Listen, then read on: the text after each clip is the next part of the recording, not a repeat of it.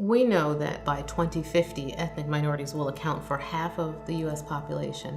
When you look at the incidence and also the mortality of most chronic and preventable diseases, African Americans account for the largest majorities of these patients.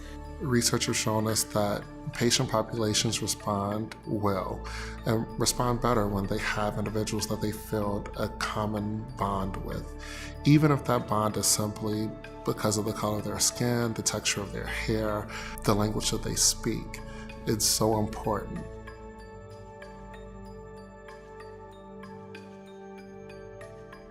I got interested in osteopathic medicine, not knowing what it was all about, but this doctor who was a DO was doing just what I wanted to do. While I was practicing in Albany, the civil rights movement started. It started out with a group of students from all over the country who were going into these small towns throughout the South, encouraging people of color to get registered to vote. But I said to myself, those kids are doing that for me.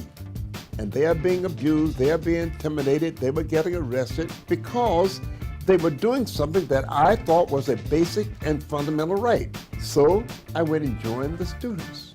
Well, in speaking, and I'm sure Dr. Anderson could deal with this much more intelligently. On yesterday, when I told the chief of police that we were open for negotiations at any time, he told me that there would be no negotiations as long as we continued to protest and demonstrate.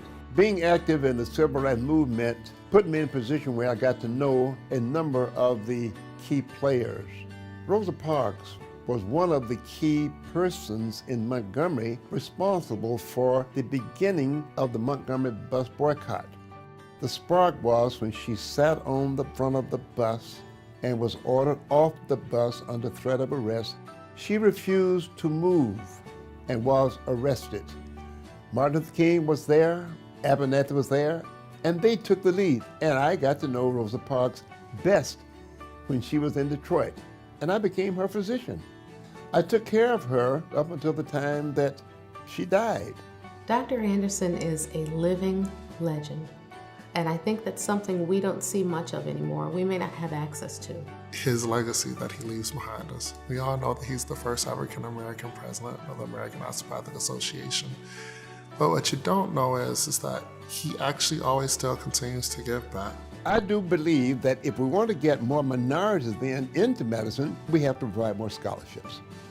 I'm very proud of the fact that I have been an integral part of the American Osteopathic Foundation that provides scholarship for a number of deserving students. I applied for and received this award at a time when I didn't have money to apply and to go on residency interviews, and the scholarship afforded me the opportunity to do that.